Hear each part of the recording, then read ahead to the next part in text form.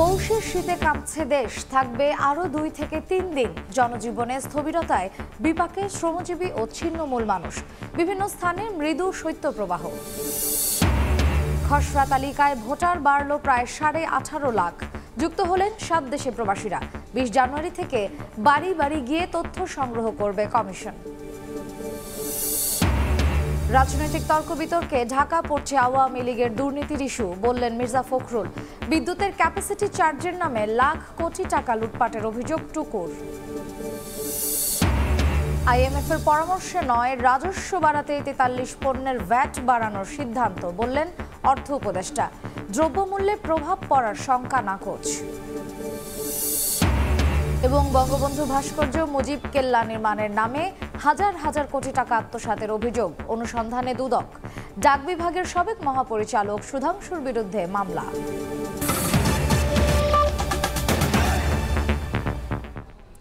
সময় সংবাদে সঙ্গে আছি আমি মার্জিয়া শ্রেয়া। পৌষের শীতে কাঁপছে সারা দেশ। কুয়াশা ও হিমেল হাওয়ার দাপটে জনজীবনে নেমে এসেছে স্থবিরতা। আর এতে সবচেয়ে বেশি বিপাকে পড়েছেন শ্রমজীবী ও ছিন্নমূল মানুষ। রাজধানীতে মৌসুমের সর্বনিম্ন তাপমাত্রা 13.8 ডিগ্রি সেলসিয়াস রেকর্ড করা হয়। আবহাওয়া অফিস বলছে, দিনে তাপমাত্রা 5 ডিগ্রি পর্যন্ত কমেছে। এমন পরিস্থিতি অব্যাহত থাকতে পারে আরও 2 থেকে 3 দিন। আগুন জ্বালিয়ে শীত নিবারণের চেষ্টায় মানুষ। দেখে গ্রামের কোনো এলাকা মনে হলেও রাজধানী ঢাকার চিত্র এটি। পৌষের মাঝামাঝিতে কুয়াশা ও হিমেল হাওয়ায় বেশি বিপাকে পড়েছেন শ্রমজীবী ও ছিন্নমূল মানুষ। বাধাগ্রস্ত হচ্ছে জীবিকা, কিছুটা হলেও স্থবির হয়ে পড়েছে জনজীবন। 3-4টা কম্বলও কিচ্ছু হয়েছে না। সামনে দেখতেছি যে মনে ঢাকা সিটির মধ্যে আরো বড় শীত পড়বে। থাকা খাওয়ানো বাদ দিয়ে ধরেন আগুন পোহাতে হচ্ছে। গাড়ি চালানো যায় না, নাক মুখ দিয়ে অনেক বাতাস যায়, মানে হাত মাথা একদম বরফ হয়ে যায়, প্রচন্ড ঠান্ডা। হাত পাও শীর্ষে লাগে আসে, খুব অবস্থা খারাপ। গরিব মানুষ, আমার চলাই লাগবে। এই বছরের শীত পড়েছে তার তুলনায় আজকে অনেক অনেক বেশি, এবং শীতের কারণে বয়স্কদের অনেক কষ্ট হচ্ছে। রাজধানীতে বছরের সর্বনিম্ন তাপমাত্রা 13.8 ডিগ্রি সেলসিয়াস রেকর্ড করেছে আবহাওয়া অফিস। চুয়াডাঙ্গাতে আপনার শৈত্যপ্রবাহ রয়েছে, যেহেতু 10-এর নিচে তাপমাত্রা। তবে যেটা হচ্ছে, দিনের তাপমাত্রা যেহেতু অনেক কমে গেছে, এই দিনের তাপমাত্রা কমে যাওয়ার কারণে আপনার শীতের যে অনুভূতিটা বেড়ে গেছে। আবহাওয়া অফিস বলছে, ঘন কুয়াশার কারণে রাজধানী সহ সারা দেশে শীত বেশি অনুভূত হচ্ছে। এমন পরিস্থিতি থাকবে আরো 2 থেকে 3 দিন। সারা দেশে দিনের তাপমাত্রা 2 থেকে 4 ডিগ্রি, কোনো কোনো জায়গায় 5 ডিগ্রি তাপমাত্রা কমে গেছে। বিশেষ করে আপনার রংপুর ডিভিশন, তারপরে হচ্ছে ঢাকা ডিভিশনে আমরা দিনের তাপমাত্রা অনেক কমে গেছে। এদিকে শীতের তীব্রতার সঙ্গে পাল্লা দিয়ে বাড়ছে শীতজনিত রোগ, তাই সবাইকে সতর্ক থাকার পরামর্শ চিকিৎসকদের। মাসুদুর রহমান, সময় সংবাদ, ঢাকা। শীতের আরও খবর জানাতে এই মুহূর্তে রাজধানীর কারওয়ান বাজারে আছেন রিপোর্টার দিন মোহাম্মদ সাব্বির। রংপুর নগরের রেল স্টেশন এলাকায় আছেন সহকর্মী রেদওয়ান হিমেল এবং গাইবান্ধায় আছেন বিপ্লব ইসলাম। সরাসরি প্রথমেই যাচ্ছি সাব্বিরের কাছে। আবহাওয়া অফিসের দেয়া তথ্য মতে আজ রাজধানী ঢাকার সর্বনিম্ন তাপমাত্রা রেকর্ড করা হয়েছে 13.8 ডিগ্রি সেলসিয়াস, অর্থাৎ আজ এই মৌসুমের সর্বনিম্ন তাপমাত্রা রাজধানীতে।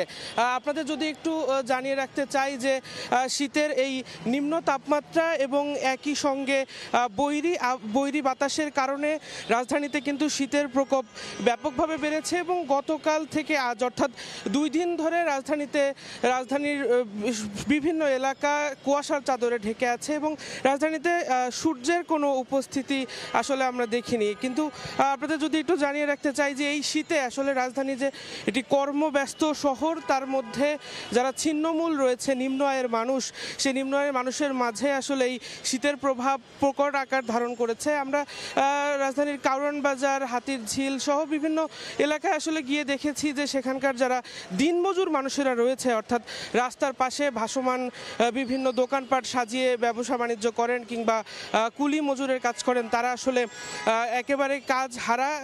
তারা আমাদের যেমনটি জানিয়েছেন যে আসলে ঠান্ডা বেশি থাকার কারণে তারা কাজ করতে পারছেন না, যার কারণে তারা রোজগারও করতে পারছেন না। এমন অবস্থায় রাজধানীর বিভিন্ন এলাকার নিম্ন আয়ের মানুষের। একই সঙ্গে আপনাদের যদি একটু জানিয়ে রাখতে চাই যে বিভিন্ন জায়গায় রাস্তার পাশে ছোট ছোট কয়েকজন করে মানুষ আগুন জ্বালিয়ে আসলে আগুনের যে তাপ সেই তাপ নিয়ে শীত নিবারণের চেষ্টা করছে। আপনারা দেখতে পাচ্ছেন, আমার সহকর্মী আপনাদের দেখাচ্ছে যে আসলে যে বিভিন্ন প্রতিটি জায়গায় কুয়াশার যে ছাপ তা আমরা লক্ষ্য করছি। আপনারা দেখছেন যে এবং একই সঙ্গে আমরা দেখেছি যে এই শীতকে কেন্দ্র করে রাজধানীর বিভিন্ন এলাকায় যে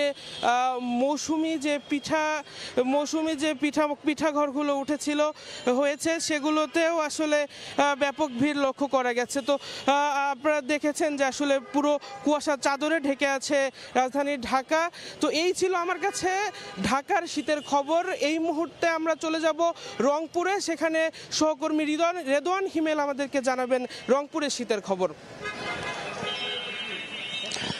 ভোর থেকে ঘন কুয়াশা, এরপরে বেলা বাড়ার সাথে সাথে কিন্তু কনকনে হিমেল বাতাস, সব মিলে কিন্তু উত্তরের জনপথে বছরের শুরুতেই কিন্তু যে ঠান্ডার আবহ সেটা কিন্তু একেবারেই বিরাজ করছে উত্তরের জেলা রংপুরে। আমরা এই মুহূর্তে আছি রংপুরের স্টেশনে। সেখানে একটু আপনাদেরকে জানাতে চাই যে এই শীতের কারণে কিন্তু সবচেয়ে বেশি বিপাকে পড়েছে ছিন্নমূল এবং অসহায় মানুষ। কিন্তু যখনই আমরা দেখি যে এই শীত প্রবণ অঞ্চল রংপুর জেলায় কিন্তু যখনই শীতের তীব্রতা বাড়তে থাকে তখনই কিন্তু ছিন্নমূল এবং অসহায় মানুষদের কিন্তু কষ্টের সীমা পরিসীমা থাকে না। আমরা দেখেছি কিছুক্ষণ আগেই কিন্তু এখানকার স্টেশন এলাকার মানুষরা খড়কুটো জ্বালিয়ে কিন্তু আগুনের নিবারণের চেষ্টা করছে, একটু শীত নিবারণের তারা চেষ্টা কিন্তু চালিয়ে যাচ্ছে। আমরা কিছুক্ষণ আগে কথা বলেছিলাম রংপুরের আবহাওয়া বিশেষ যে ইনচার্জ রয়েছেন যিনি মোস্তাফিজুর রহমান, তিনি আজকে যেমনটি জানিয়েছেন যে বিকাল নাগাদ 3টা অবধি কিন্তু রংপুর জেলায় সর্বনিম্ন তাপমাত্রা রেকর্ড করা হয়েছে আজকে 12.5 ডিগ্রি সেলসিয়াস এবং সেই সাথে কিন্তু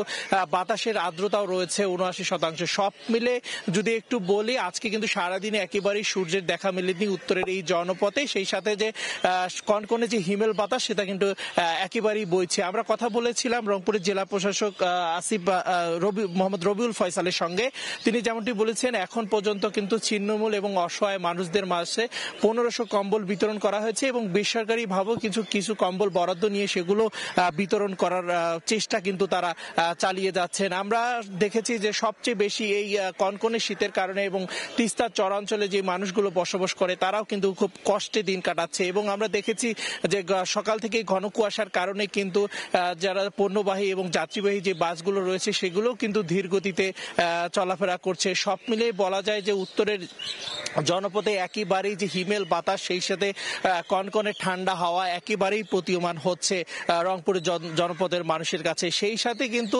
বলাই যায় যে উত্তরের জনপদের যে মানুষগুলো এবং ছিন্নমূল এবং অসহায় জেলা রিক্সা চালক ভ্যান চালক তারা কিন্তু অনেকটাই বিপাকে পড়েছেন এবং সকালবেলা থেকে আমরা দেখেছি তারা সবচেয়ে বেশি কষ্টে আছেন। তো সব মিলে কিন্তু যে বছরের শুরুতেই যে উত্তরের জেলা রংপুরের যে শীতের তীব্রতা সেটা কিন্তু বেড়েই চলেছে। শীতের তীব্রতার খবর জানতে সরাসরি ছিলাম গাইবান্ধায়, রংপুরে এবং রাজধানীর কারণ বাজার এলাকায়। অন্য প্রসঙ্গ, খসড়া ভোটার তালিকা প্রকাশ করল নির্বাচন কমিশন। 18,33,312 জন বেড়ে মোট ভোটার এখন 12,36,83,512 জন। ভোটার তালিকাকে প্রশ্নের ঊর্ধ্বে রাখতে এবার বাড়ি বাড়ি গিয়ে সব ভোটারের তথ্য যাচাই করা হবে বলে জানিয়েছে কমিশন। তালিকায় নির্ভুল তথ্য দিতে অনলাইনে আবেদনের আহ্বান জানানো হয়েছে। বিগত সরকারের আমলে নির্বাচন নিয়ে যেমন প্রশ্ন ছিল তেমনি রাজনৈতিক দল সহ নানা মহলের আলোচনায় ছিল ভোটার তালিকা ইস্যু। এবার নির্বাচন ব্যবস্থাকে প্রশ্নের ঊর্ধ্বে রেখে কাজ করতে চায় নাসিরউদ্দিন কমিশন। বৃহস্পতিবার 2024 সালের খসড়া ভোটার তালিকা প্রকাশ করল প্রতিষ্ঠানটি। খসড়া তালিকায় পুরুষ ভোটার 6,33,30,103 জন এবং নারী ভোটার 6,03,52,414 জন।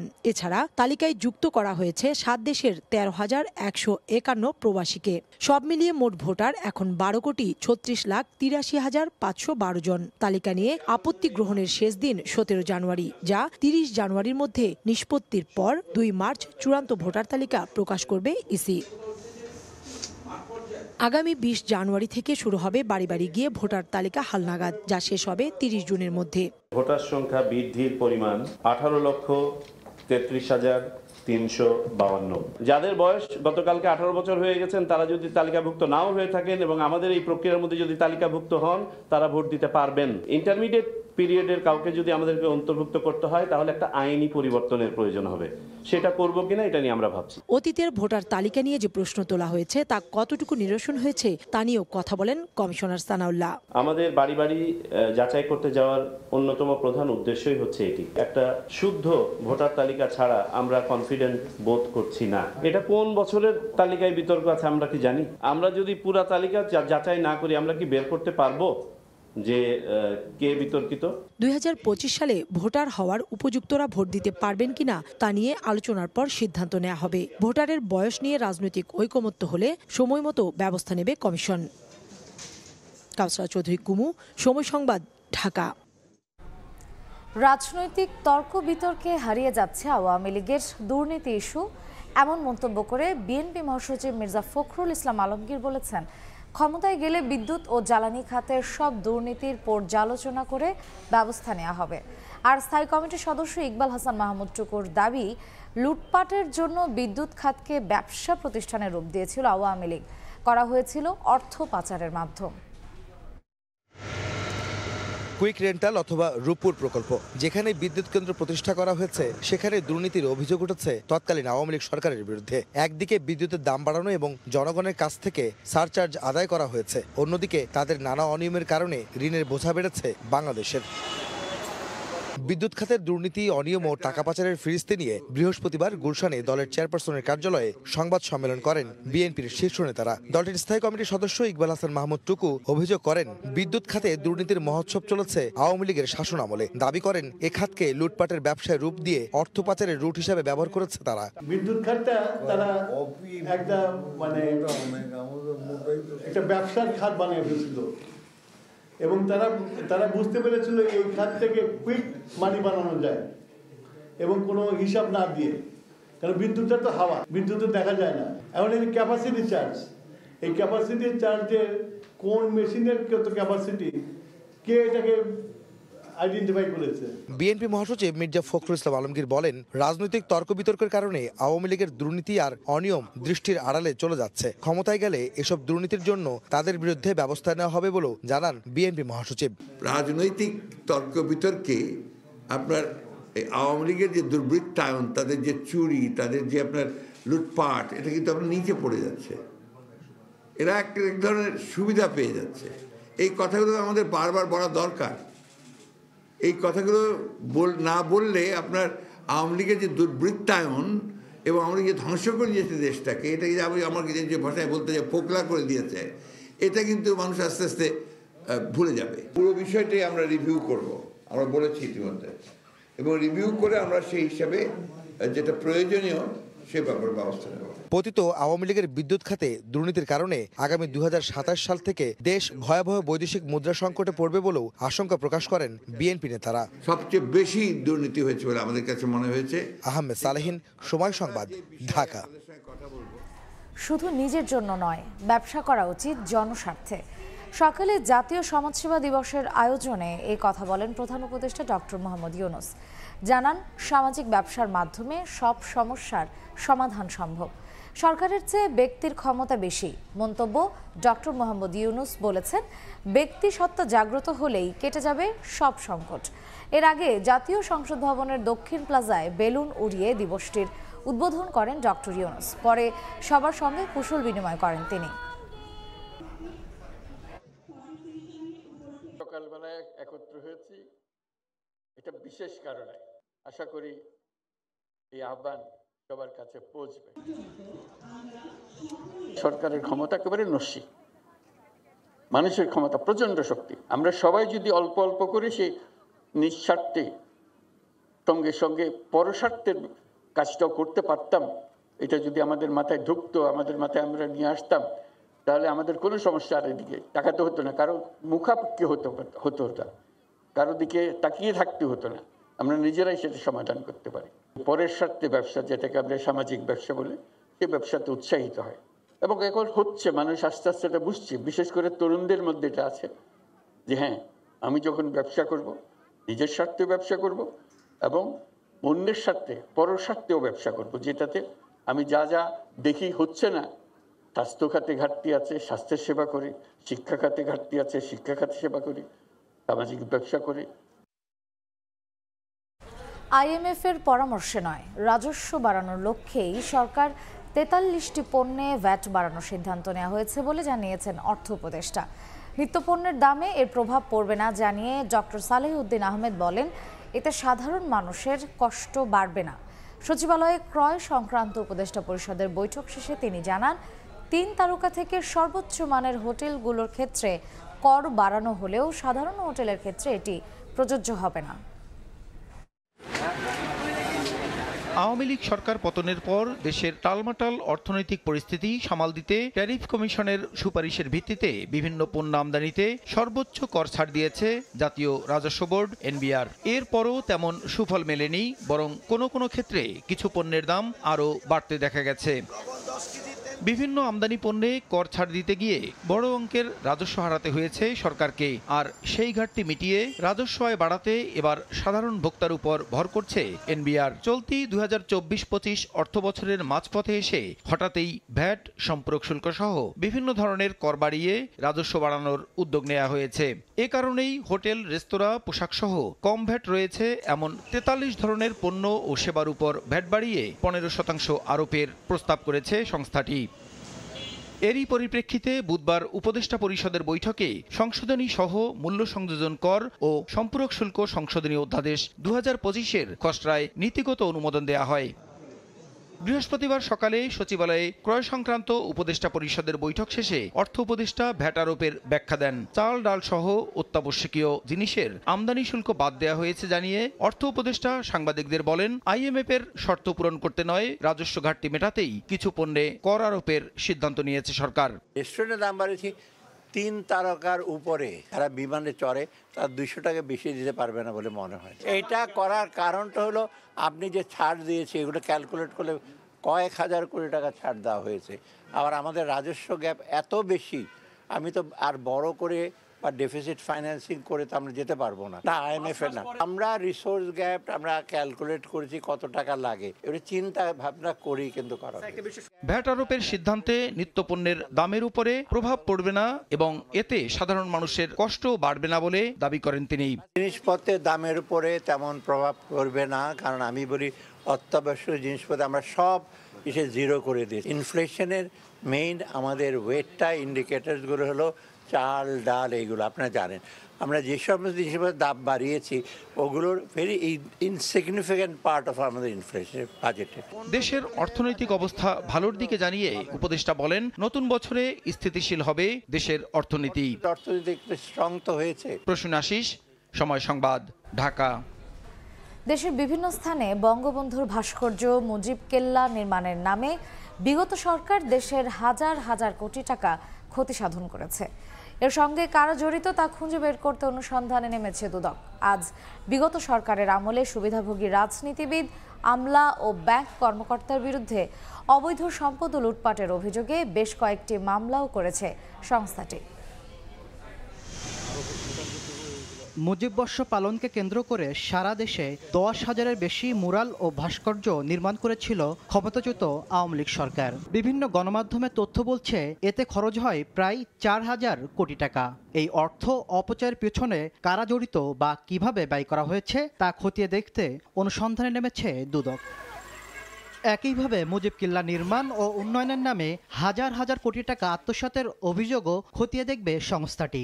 দেশ জুড়ে বঙ্গবন্ধুর অপ্রয়োজনীয় ভাস্কর্য, মুরাল সরকারি অর্থ অপচয় এবং তছরূপের মাধ্যমে হাজার কোটি টাকা ব্যয়ে নির্মাণের অভিযোগের প্রেক্ষিতে এই কমিশন কর্তৃক এই বিষয়ে অনুসন্ধানের সিদ্ধান্ত গৃহীত হয়েছে। বৃহস্পতিবার বেশ কয়েকটি মামলাও করেছে দুদক। অবৈধ সম্পদ অর্জনের অভিযোগে বিএফআইইউ এর সাবেক প্রধান মাসুদ বিশ্বাস ও তার স্ত্রীর বিরুদ্ধে মামলা করা হয়েছে। চুয়াডাঙ্গা 1 আসনের সাবেক এমপি সুলাইমান হক জোয়াদ্দার ও তার স্ত্রীর বিরুদ্ধেও 11 কোটি টাকা অবৈধ সম্পদের প্রমাণ মিলেছে।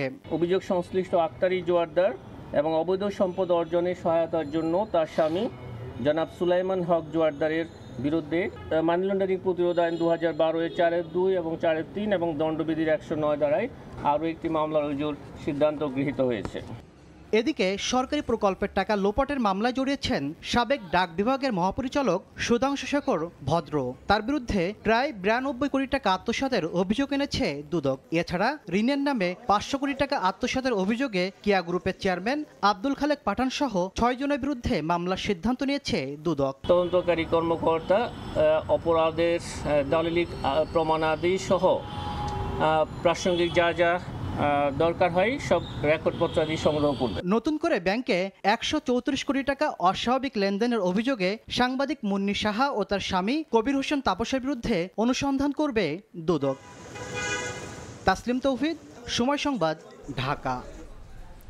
মেজর সিনহা হত্যা মামলা হাইকোর্টে দ্রুত শুনানি করতে অ্যাটর্নি জেনারেলের কাছে আবেদন করেছেন তার মা নাসিমা আক্তার। সকালে অ্যাটর্নি জেনারেল কার্যালয়ে এই নিয়ে বৈঠক অনুষ্ঠিত হয়, যেখানে রায় কার্যকরের জন্য দ্রুত ব্যবস্থা নিতে আবেদন করেন সিনহার পরিবার। এ সময় দ্রুত শুনানির উদ্যোগ নেওয়ার আশ্বাস দেন অ্যাটর্নি জেনারেল মোহাম্মদ আসাদুজ্জামান। 31 জানুয়ারি 2022 সালে সেনাবাহিনীর অবসরপ্রাপ্ত মেজর সিনহা মোহাম্মদ রাশেদ খান হত্যা মামলায় বরখাস্ত ওসি প্রদীপ ও লিয়াকতকে মৃত্যুদণ্ড দিয়েছিলেন কক্সবাজারের আদালত। এছাড়াও 6 জনের যাবজ্জীবন ও বাকিদের খালাস দেওয়া হয়। 2020 সালের 31 জুলাই ঈদুল আজহার আগের রাতে টেকনাফ মেরিন ড্রাইভ সড়কে শামলাপুর এপিবিএন চেকপোস্টে পুলিশের গুলিতে নিহত হন অবসরপ্রাপ্ত মেজর সিনহা মোহাম্মদ রাশেদ খান।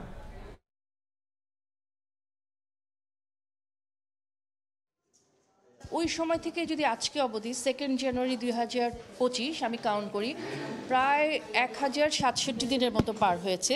কিন্তু উচ্চ আদালতে আসলে আপনারা হয়তো জানেন, উচ্চ আদালতে খুব একটা মুভ করেনি মামলাটা। হ্যাঁ, রায়টা হয়েছে, ওটা দ্রুত কার্যকরিতার জন্য আমি এই অ্যাটর্নি জেনারেল সাহেবের সঙ্গে আমরা দেখা করেছি।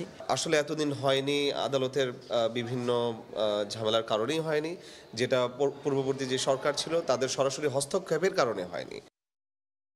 6 মাস ধরে শরীরে 250 বুলেটের অসহ্য যন্ত্রণা নিয়ে জীবনযাপন করছেন বৈষম্য বিরোধী আন্দোলনে আহত রাতুল।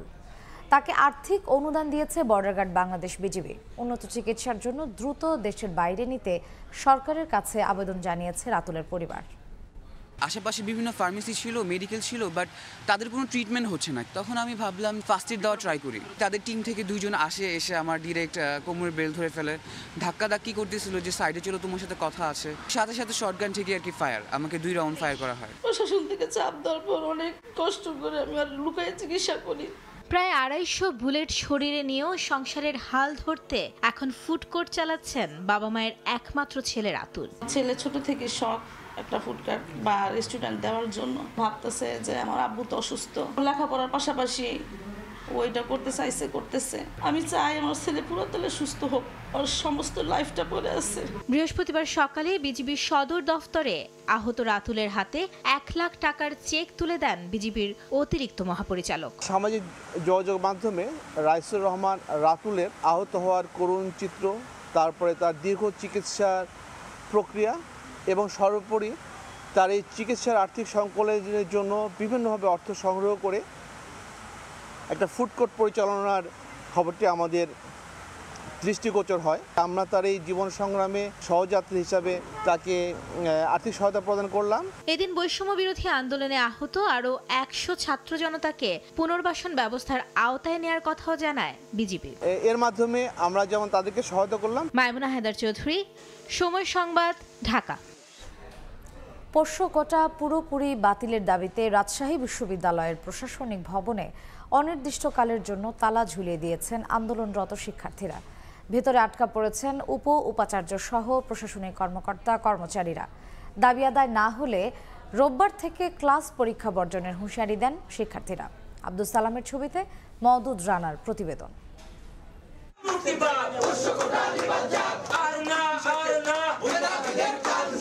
পোষ্য কোটা পুরোপুরি বাতিলের দাবিতে রাজশাহী বিশ্ববিদ্যালয়ের প্রশাসনিক ভবনে অনির্দিষ্টকালের জন্য তালা ঝুলিয়ে দিয়েছেন আন্দোলনরত শিক্ষার্থীরা। বৃহস্পতিবার সকালে প্রশাসন ভবনের সামনে জড়ো হন তারা। এ সময় মাইকে ঘোষণা দিয়ে সবাইকে বের হয়ে যাওয়ার আহ্বান জানান। পরে 10টায় প্রশাসন ভবনের গেটে তালা ঝুলিয়ে দেন। ভেতরে আটকা পড়েন উপাচার্য সহ কর্মকর্তা কর্মচারীরা। স্যারদের ছেলেমেয়েরা আমাদের থেকে কম নাম্বার পেয়ে তারা বেশি আগে চান্স পেয়ে যাচ্ছে, কিন্তু আমরা পাচ্ছি না। এটা কেন হচ্ছে? কোঠামুক্ত বাংলাদেশে আমরা যে কোঠার জন্য এত আন্দোলন, 24-এর এত আন্দোলন, গণ আন্দোলন। পোষ্য কোটা সহ 3 দফা দাবি আদায় না হওয়া পর্যন্ত প্রশাসনিক ভবন বন্ধ থাকবে বলে জানান শিক্ষার্থীরা। একই সঙ্গে আগামী রোববার থেকে ক্লাস পরীক্ষা বর্জনের হুঁশিয়ারিও দেন। একটা জিনিসের যখন লিগ্যালিটি থাকে না, ভ্যালিডিটি থাকে না, সেই জিনিসটার টোটালটাই যখন ইলজিক্যাল বা ইনভ্যালিড, সেটার মধ্যে আপনি মানবিক কোনো কিছু দেখতে পারেন না। এই কোটা তো ভ্যালিডিটি নাই, তার মানে এটা যৌক্তিক সংস্কারের আন্ডারেই না, এটাকে বাতিল করতে হবে। আমরা এখন শিক্ষা ব্যবস্থার সংস্কার করতেছি, যার মেইন ম্যান্ডেট হচ্ছে কোটাকে বাতিল করতে, পোষ্য কোটাকে বাতিল করতে হবে। বিশ্ববিদ্যালয় প্রশাসন বলছে সব পক্ষের সঙ্গে আলোচনা করেই সংকট নিরসনে উদ্যোগ নেওয়া হবে। শিক্ষার্থীদের সাথে আমাদের সম্পর্কের অবনতি কখনো ছিল না, এখনও নেই। তারা তাদের যৌক্তিক অবস্থানে আছে, আর আমরাও আমাদের জায়গা থেকে বিষয়টির একটি সুষ্ঠু সমাধানের চেষ্টা করছি। এর আগে বুধবার এক সভায় পোষ্য কোটা 4% থেকে কমিয়ে 1% রাখার সিদ্ধান্ত নেয় বিশ্ববিদ্যালয় প্রশাসন। মওদুদ রানা, সময় সংবাদ, রাজশাহী। ভোগান্তির শুরুটা হয় গাড়িতে উঠতে গিয়ে। ভিড় ঠেলে ওঠার পর আসন না মিললে দাঁড়িয়ে কিংবা ঝুলে যাওয়াটাই নিয়তি। এতে বিপাকে পড়েন আসনধারীও। গবেষণায় দেখা গেছে রাজধানীর প্রায় 72% মানুষের মতে ঢাকার গণপরিবহনের সময়সূচি মেনে না চলাই যাত্রী ভোগান্তির বড় কারণ। তাই দুর্ভোগ কমাতে অবকাঠামোগত প্রকল্পে না গিয়ে সময়সূচি মেনে বাস পরিচালনায় গুরুত্ব দিয়ে আলাদা লেন রাখার পরামর্শ বিশেষজ্ঞদের। সঙ্গে নজরদারি বাড়াতে জিপিএস প্রযুক্তি ব্যবহারের দিকেও নজর দেওয়ার তাগিদ তাদের। আলামিন তুষারের রিপোর্টে বিস্তারিত। যাত্রী তোলার এমন অসুস্থ প্রতিযোগিতার কারণ যাত্রী সংখ্যার তুলনায় অপ্রতুল গাড়ির সংখ্যা। যদিও রাস্তার তুলনায় সেই সংখ্যাটা কিন্তু বেশি, যা কিনা বিশ্বের সবচেয়ে যানজট প্রবণ শহরগুলোর একটিতে পরিণত করেছে ঢাকাকে। বাসকে নিয়ন্ত্রণে না এনে মেট্রো রেল আর বিআরটির মতো বড় বড় প্রকল্প হাতে নেওয়া হলেও এর সুফল পাবেন না গণপরিবহন ব্যবহারকারীর সিংহভাগ মানুষ। বাংলাদেশে যেভাবে সময় অপচয় হয়, এই রকম রোডে ঘাটে কখনো কোনো মানুষের সময় অপচয় হয়। আমরা তো বেগতিক, আমাদের তো দেখা যায় কি যে অফিস আওয়ারে সবাই একসাথে বের হয়, তখন আমাকে যাইতেই হবে। আসলে মামলাটাই সমাধান না, সমাধান হলো সবার সচেতনতা। যাত্রী হিসাবে সেও যেমন সচেতন, ড্রাইভারদের সচেতন দরকার। সবাই সচেতন হলেই সব সমস্যার সমাধান হবে। সাস্টেনেবল আরবান ট্রান্সপোর্ট ইন্ডেক্স বলছে ঢাকার অর্ধেকের বেশি মানুষ গণপরিবহনের প্রাপ্যতা নিয়ে সন্তুষ্ট নয়, অসন্তুষ্ট সময়ানুবর্তিতা নিয়েও। বাস রুট রেশনালাইজেশনের মাধ্যমে 10 মিনিট পর পর বাস চালানোর নিয়ম রাখা হলেও সেটিও দেখেনি আলোর মুখ। ধাক্কাইতে ও যত সময় ধাক্কানো না না হবে তত সময় ছাড়বে না। প্রত্যেকটা সেক্টরে একটা টাইম শিডিউল করে দিলে যে এখানে এই টাইমে এই বাসটা থামবে, যেখানে সেখানে না দাঁড়াইলে যানজট সৃষ্টি হতো না এবং অ্যাক্সিডেন্টের হার কমতো। বেশ কয়েকটি গবেষণা প্রতিবেদন বিশ্লেষণ করে পাওয়া গেছে ঢাকায় 2007 সালে একটি গাড়ির গড় গতিবেগ ছিল প্রায় 21 কিলোমিটার প্রতি ঘন্টায়। সেটা এবছর কমতে কমতে নেমে এসেছে 4.7 কিলোমিটারে। এ অবস্থায় প্রতি কর্মঘণ্টার যে আর্থিক অপচয় তা যদি হিসাব করা হয়, বাৎসরিকভাবে সেই সংখ্যাটা দাঁড়াবে 50,000 কোটি টাকার বেশি। নির্ভরযোগ্য বাস নেটওয়ার্ক যাত্রীদের সন্তুষ্টির মাত্রা বাড়াবে স্বীকার করে নিজেদের জায়গা থেকে বাস মালিক এবং চালকদের সঙ্গে নিয়ে সরকারের পাশে থাকার কথা জানাচ্ছে সড়ক পরিবহন মালিক সমিতি। এদিকে আসছে ফেব্রুয়ারি থেকেই ঢাকার অন্তত 9টি রুটে সময়সূচি অনুযায়ী বাস পরিচালনা শুরুর কথা বলছে বাংলাদেশ সড়ক পরিবহন কর্তৃপক্ষ। টাইমিং একটা বিষয়, অনেক মালিকদেরও অনীহা, কারণ এটা দীর্ঘদিনের একটা অভ্যাসে পরিণত হয়ে গেছে। এই অবস্থার পরিবর্তন করার জন্য আমরা উদ্যোগী হচ্ছি। তো ওই 9টা রুট আমরা চালু করে দেব, আমরা এবার ফেব্রুয়ারি মাসে চালু করে দেব। যখন এটা আমরা চালু করব, কোনো কম্পিটিশন হবে না, সে সিরিয়ালি যাবে, টাইম অনুযায়ী সে যাবে। এদিকে নজরদারি নিশ্চিতে দেশীয় প্রযুক্তি নির্ভর স্বল্প ব্যয়ে দীর্ঘমেয়াদী ফলপ্রসূ প্রকল্প হাতে নেওয়ার পরামর্শ এই যোগাযোগ বিশেষজ্ঞের। সঙ্গে বাসকে সময়সূচির মধ্যে আনতে বাস নির্ভর আলাদা লেনের ব্যবস্থা করারও তাগিদ তার। যেখানে 2 বা তার চেয়ে বেশি লেন আছে, আমরা বাসের জন্য আলাদা লেন একটা করে দিতে হবে। যে ভেহিকেলগুলিতে আসলে যাত্রী সংখ্যা বেশি, তারাই শুধু এই লেনে চলতে পারবে। স্বয়ংক্রিয় কৃত্রিম বুদ্ধিমত্তার ব্যবস্থাপনা করা যায়, তাহলে যারা আসলে লেন ভায়োলেশন করবে তাদেরকে এখানে একটা পানিশমেন্টের আওতায় আনতে হবে। দুর্ভোগ ভোগান্তিতে ভরা রাজধানীর গণপরিবহন সংস্কারে তাই নীতি নির্ধারকদের সঙ্গে রাজনৈতিক দলগুলোকেও ভূমিকা রাখার আহ্বান সংশ্লিষ্টদের। আল আমিন তুষার, সময় সংবাদ, ঢাকা। এখনও শেষ হয়নি পুরোপুরি প্রস্তুতি। অনেক স্টলেই চলছে গোছগাছ আর সাজসজ্জার কাজ। কুয়াশা আর শীতের তীব্রতা থাকায় মেলার দ্বিতীয় দিনে দর্শনার্থীদের উপস্থিতিও তুলনামূলক কম। বিক্রেতারা বলছেন 2-1 দিনের মধ্যে পুরোপুরি প্রস্তুত হয়ে যাবে সবগুলো স্টল। প্রত্যাশা, পরিবর্তিত পরিস্থিতিতে গত বছরের তুলনায় এবার আরও জমে উঠবে বাণিজ্য মেলা। ফরহাদুর রহমানের রিপোর্ট। ঢাকা আন্তর্জাতিক বাণিজ্য মেলার দ্বিতীয় দিনের সকাল। মেলায় ঢুকছেন দর্শনার্থীরা। বাতাস আর কুয়াশার তীব্রতায় ঢেকে বসেছে শীত, ফলে দর্শনার্থীদের সংখ্যাও কম। মেলার ভেতরে ঢুকতে চোখে পড়ল এখনো বেশ কিছু স্টলে চলছে নির্মাণ কাজ। অনেক স্টলে নির্মাণ কাজ শেষে চলছে পণ্য গোছানোর প্রস্তুতি। আমাদের স্টল আছে তিনটা স্টলের মধ্যে সেরকম ভাবে মাল প্রচুর হয়েছে, যার কারণে এখনো সবগুলো সাজানো কমপ্লিট হয় নাই। আমাদের কাজ অনেক বড়, এর জন্য একটু দেরি হয়ে যাচ্ছে। অনেক দোকানে কাজটা চলতেছে, আবার কিছু রানিং আছে। শীত উপেক্ষা করেও যারা এসেছেন তাদের অনেকেই ঘুরে বেড়াচ্ছেন মেলা প্রাঙ্গণ। তবে কেউ কেউ পছন্দের পণ্যও কিনছেন। বাচ্চারা অনেক কিছু নিছে, আমরাও নিলাম, ঘুরতেছি, ওয়েদারও ঠান্ডা, ভালো লাগতেছে। আমরা আসি, খালামিরা আসছে, অনেক মজা করতেছি সবাই। খুবই ভালো লাগছে, অনেক কিছু অনেক ইমপ্রুভ করছে and they really maintain high quality and standard. বিক্রেতারা বলছেন 2-1 দিনের মধ্যে স্টলগুলোর সাজসজ্জা শেষে জমজমাট হবে বেচাকেনা। নতুন পরিস্থিতিতে এবার ভালো ব্যবসার প্রত্যাশা তাদের। মোটামুটি বলতে গেলে সব দোকানেরই কাজ কমপ্লিট হয়ে গেছে। হ্যাঁ, তো গতকালকে উদ্বোধনের দিনে খুবই ভালো রেসপন্স, ফিডব্যাক আমরা পেয়েছি। সাজায় বসছি আমরা, বাট এখনো কাস্টমার আসে নাই বা দেখতেছি না। বাইরেও ঠান্ডা, বেচাকেনা আমাদের অনেক ঠান্ডা হয়। কোনো পুরোপুরিভাবে কোনো কাজ শেষ হয়নি, 2-1 দিনের ভিতর ইনশাল্লাহ শেষ হয়ে যাবে। মাসব্যাপী এই মেলা প্রতিদিন খোলা থাকবে সকাল 10টা থেকে রাত 9টা পর্যন্ত। ছুটির দিনে রাত 10টায় বন্ধ হবে মেলার গেট। ফরহাদুর রহমান, সময় সংবাদ, ঢাকা। চলতি জানুয়ারিতে তরলীকৃত পেট্রোলিয়াম গ্যাস বা এলপিজির দাম অপরিবর্তিত রেখে অটোগ্যাসের নতুন দাম নির্ধারণ করেছে এনার্জি রেগুলেটরি কমিশন BERC। বিকেলে সংবাদ সম্মেলনে নতুন দর ঘোষণা করেন সংস্থাটির চেয়ারম্যান জালাল আহমেদ। ভোক্তা পর্যায়ে 12 কেজির বোতলজাত এলপিজির দাম 1455 টাকায় অপরিবর্তিত থাকছে। তবে অটোগ্যাসের দাম লিটারে 3 পয়সা কমিয়ে 66 টাকা 78 পয়সা নির্ধারণ করা হয়েছে।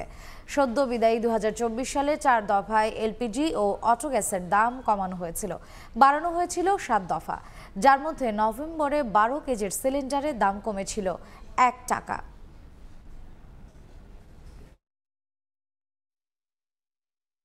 সংঘাত নয়, পার্বত্য জেলায় শান্তি প্রতিষ্ঠার আহ্বান জানিয়ে বান্দরবানে অনুষ্ঠিত হলো সম্প্রীতি সমাবেশ, যেখানে নৃগোষ্ঠীর সদস্যরা সহ বাঙালিরা অংশ নেন। শোভাযাত্রা, পথনাটকের মাধ্যমে সংঘাতের বিরুদ্ধে ঐক্যের কথা তুলে ধরেন তারা। সাক্ষাৎকার ক্যামেরায় বিস্তারিত জানাচ্ছেন কমল দে। ত্রিপুরা, বম, ম্রো সহ বিভিন্ন নৃগোষ্ঠীর সদস্যদের সঙ্গে শোভাযাত্রায় সামিল স্থানীয় বাঙালিরা। পার্বত্য এলাকায় সংঘাত রুখে দেওয়ার লক্ষ্যে বৃহস্পতিবার এমন আয়োজন করা হয় বান্দরবান শহরে। সম্প্রীতির সমাবেশ শিরোনামের আয়োজনে অংশ নেন 13 জনগোষ্ঠীর কয়েক হাজার সদস্য। বান্দরবানে আমরা শান্তিভাবে বাস করতে চাই, সবাই সম্প্রীতি বান্ধবে বান্দরবানে বাস করতে চাই, এবার শান্তিভাবে সবাই মিলেমিশে বাস করতে চাই। পার্বত্য জেলাতে তো অনেক কিছু ঘটনা ঘটেই থাকে, তো আমরা এখান থেকে উঠে আসার জন্য মূলত এই কাজগুলাই। শহরের রাজার মাঠ থেকে শুরু হয় সম্প্রীতি যাত্রা। দীর্ঘ পথ পেরিয়ে যা মুক্ত মঞ্চের সামনে গেলে যোগ দেন আশপাশের অনেকে। এরপর শুরু হয় শান্তির আহ্বানে পথনাটক সহ নানা আয়োজন। যে সমস্ত সন্ত্রাসী গ্রুপ চাঁদাবাজি করে পরিস্থিতিকে অস্বাভাবিক রাখে, এই সমস্ত গ্রুপ যেন না থাকে, এটা আমরা চাই। এই মিছিলের মাধ্যমে যাতে সমাধান হয়, এটা আমরা চাই।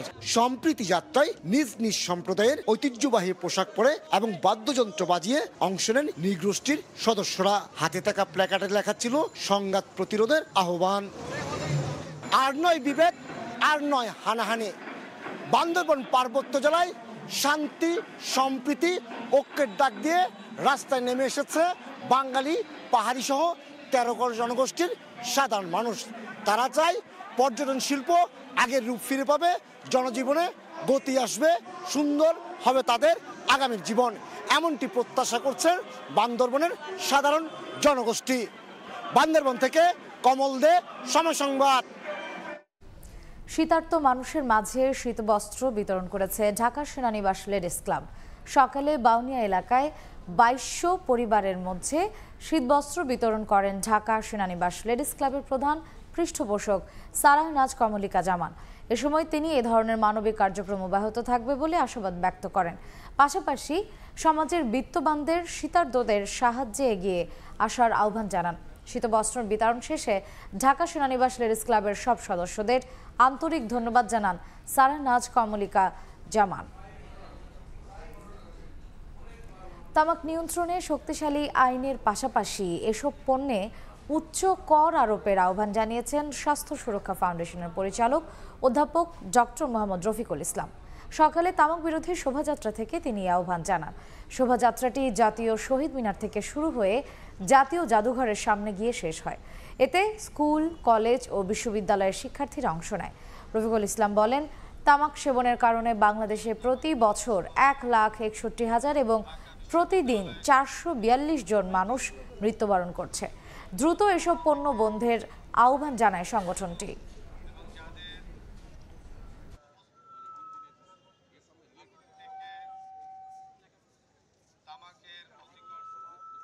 আইনটি রয়েছে যেটি 2005 সনে প্রণয়ন করা হয়েছে, 2013 সনে যেটি সংশোধন করা হয়েছে, সেটিকে আরও যুগোপযোগী করা হোক, সেটিকে আরও শক্তিশালী করার মাধ্যমে তামাক নিয়ন্ত্রণ কার্যক্রমকে আমাদের এখানে জোরদার করার মাধ্যমে ভবিষ্যৎ প্রজন্মকে তামাকের করাল গ্রাস থেকে মুক্ত রাখার দাবি জানাচ্ছি। তামাক এর দাম যদি বাড়ানো যায় তাহলেই কিন্তু তামাকের সহজ প্রাপ্যতা থেকে আমাদের ভবিষ্যৎ প্রজন্ম রক্ষা পেতে পারে।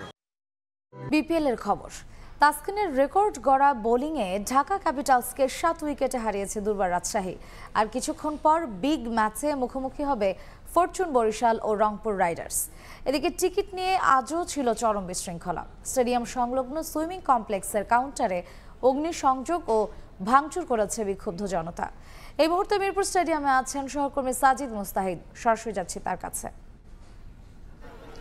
মিরপুর শেরেবাংলা স্টেডিয়াম কিন্তু আজ একটা ইতিহাসের সাক্ষী হয়েছে। বিপিএল ইতিহাস করেছেন তাসকিন আহমেদ। প্রথম বাংলাদেশি বোলার হিসেবে স্বীকৃত টি-20তে তিনি 7 উইকেট নিয়েছেন এবং টি-20 ক্রিকেট কিন্তু খেলা হচ্ছে প্রায় 2 দশক হতে চলেছে।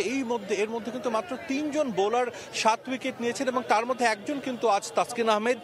দারুণ একটা জয় পেয়েছে রাজশাহী এবং ঢাকা ক্যাপিটালস টানা 2 ম্যাচ হেরেছে। কিন্তু শাকিব খানকে নিয়ে যে হাইপ তৈরি হয়েছিল ঢাকা ক্যাপিটালসকে নিয়ে, তা কিছুটা হলেও কিন্তু আমরা বলতে পারি ঝিমিয়ে পড়েছে। রাজধানীর দল গত বিপিএলও ভালো করতে পারেনি, এবারও কিন্তু আমরা দেখছি একটা ভালো স্টার্ট করতে পারেনি। তবে মিরপুরে কিন্তু ব্লকবাস্টার ক্ল্যাশ হচ্ছে আজ সন্ধ্যার ম্যাচটি এবং যে ম্যাচে মুখোমুখি হবে বরিশাল এবং রংপুর রাইডার্স। ফরচুন বরিশাল কিন্তু ডিফেন্ডিং চ্যাম্পিয়ন এবং বর্তমান আসরে বা চলতি আসরের সবচাইতে তারকা খচিত দল। শাহিন শাহ আফ্রিদি, তামিম ইকবাল, মুশফিকুর রহিম, মাহমুদুল্লাহ রিয়াদ, অনেক গ্লোবাল স্টার কিন্তু রয়েছে তাদের দল। আপনারা দেখতে পাচ্ছেন যে বরিশালের আপনার পতাকা হাতে মাথায় তার বরিশালের লিখে কিন্তু অনেকে যাচ্ছে, অনেকের প্ল্যাকার্ড যদিও ছিঁড়ে ফেলা হচ্ছে, বাট তারপর আমরা দেখতে পাচ্ছি যে প্রচুর বরিশালের দর্শক। যেহেতু বরিশালের ম্যাচ হলে কিন্তু আমরা জানি যে মাঠে অনেক দর্শক আসেন এবং আজ এই দর্শক চাপ সামলাতে গিয়ে কিন্তু অপ্রীতিকর ঘটনা ঘটেছে। দুপুরে আমরা যেটা দেখেছিলাম প্রথম ম্যাচের আগে একটা টিকিট বুথে কিন্তু আগুন লাগিয়ে দেওয়া হয়, ভাঙচুর করা হয়, কিছু দর্শক মাঠেও ঢুকে পড়েন, তবে তাদেরকে পরে বের করে দেওয়া হয় এবং অনেক অভিযোগ করেছেন আমাদের কাছে মূলত টিকিট কালোবাজিরা। আমরা নিজ চোখেও দেখেছি যে অনেকের কাছে টিকিট আছে, তারা 200 টাকার টিকিট 500 টাকায় বিক্রি করছে, অনেকে সেটা কিনছে না, আবার অনেকে তাদের সাধ্য হয়তো বা কুলাচ্ছে না, তারা কিনতে পারছে না। তবে একটা বেশি স্পষ্ট যে বরিশালের যেদিনে ম্যাচ থাকে মাঠে কিন্তু সবাই পরিবার নিয়ে আসেন। বিপিএল একটা উৎসব, ক্রিকেট উৎসব, সেই উৎসবে কিন্তু আসলে তারা সাক্ষী হতে আসেন। আমরা দেখতে পাচ্ছি একজন ছোট ক্রিকেট ফ্যান, তিনিও কিন্তু আসলে এসেছেন এবং বরিশালের ম্যাচে কিন্তু আমরা জানি যে বরিশালের প্রচুর সমর্থন কিন্তু রয়েছে এবং বরিশাল গতবার চ্যাম্পিয়ন, এবারও ভালো স্টার্ট করেছে এবং সেই স্টার্টের কারণে কিন্তু বরিশাল দলটা নিয়ে হাইপটা কিন্তু একটু বেশি এবং যার কারণেই কিন্তু বরিশালের ম্যাচ মানেই কিন্তু দর্শকদের উন্মাদনা অনেক বেশি। তবে ডেফিনেটলি টিকিট নিয়ে যে অপ্রীতিকর ঘটনা, আমার পেছনে যারা আছে তারাও বলছে টিকিট নেই, এই টিকিট ব্যবস্থাপনাটা কিন্তু বিসিবিকে আরো শক্ত হতে করতে হবে যাতে সমর্থকরা যেন ভবিষ্যতে এই টিকিট নিয়ে কোনো ধরনের কোনো অপ্রীতিকর ঘটনার মুখোমুখি না হন। আমার কাছে ছিল সবশেষ খবর। সরাসরি ছিলাম মিরপুর ক্রিকেট স্টেডিয়ামে।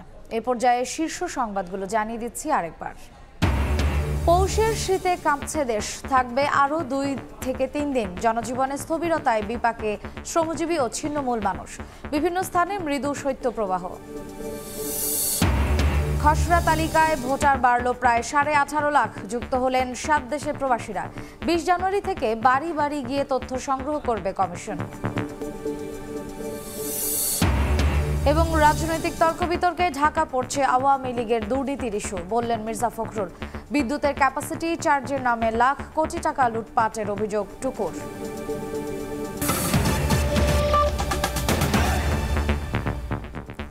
এই ছিল সময় সংবাদের, সঙ্গেই থাকুন সময়।